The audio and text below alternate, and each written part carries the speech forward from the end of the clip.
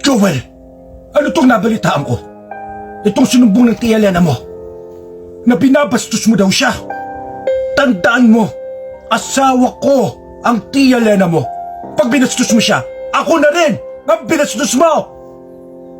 Lapastangan ka, Joel! Kahit kailan, napakawalang hiya mo! Bastos ka talaga! Nagsumbong na pala sa inyo ang magaling yung asawa. Oo, binastos ko siya. Dahil bastos din siya.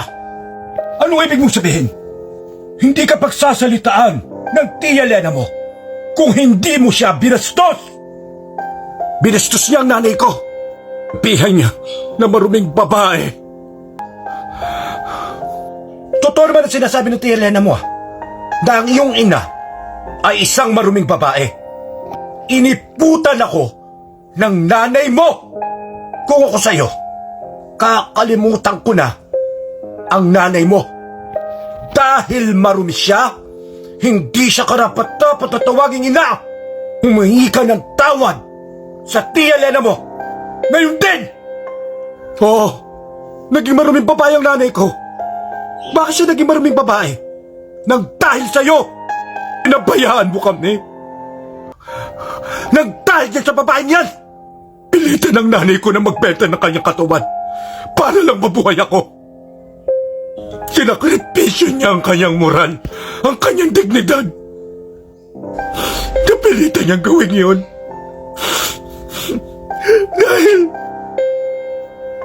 wala na siyang maisip na trabaho. Hindi na siya pinautang, nagpuhunan. Wala na gustong tumulong sa kanya kaya hindi na siya nakapagtinda. Wala kami makain.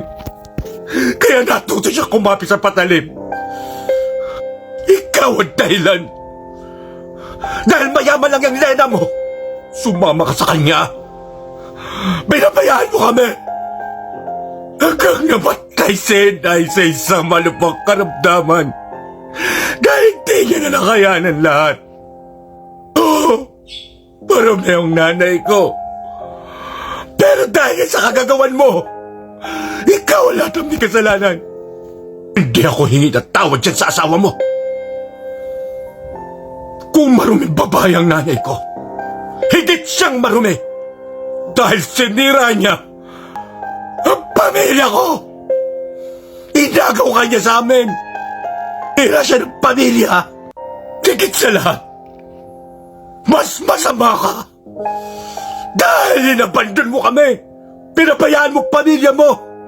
Wala kayong kwenta, Ama. Wala! Kahit kailan, hindi ko igagalang yung babae mo. Hindi ko siya igagalang. Ang babae subira ng pamilya ko. At subira ng buhay ng nanay ko. Magsama kayong lahat sa impyerno!